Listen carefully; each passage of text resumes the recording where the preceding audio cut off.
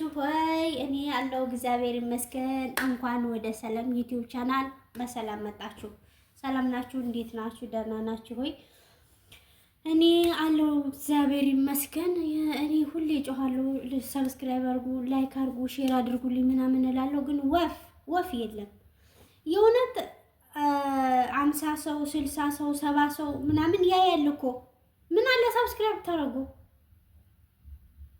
እንዴ? ምን ችግር አለው? የሆነ ችግር የለውም፣ አያስከፍልም፣ ምንም አያስከፍልም።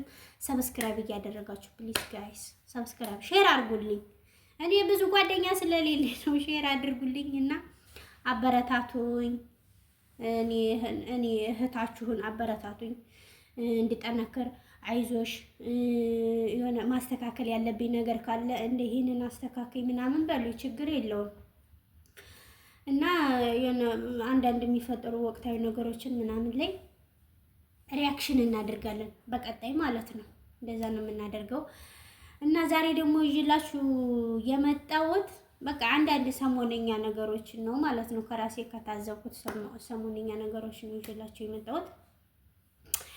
የመጀመሪያው የባለፈው መኪና ነው። የባለፈው መኪና ነው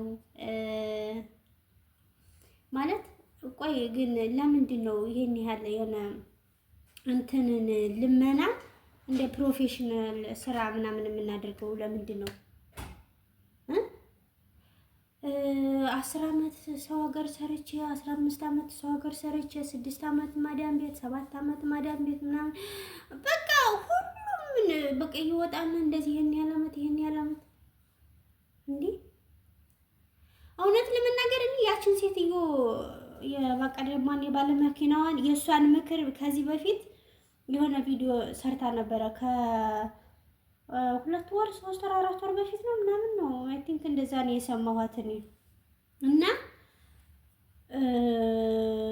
በእድሜያችን መጠቀም እንዳለብን የሰው ሀገር የሰው ነው ሰራ አድርገን ወደ ሀገራችን መግባት እንዳለብን ምናምን እየመከረችን ነበረ።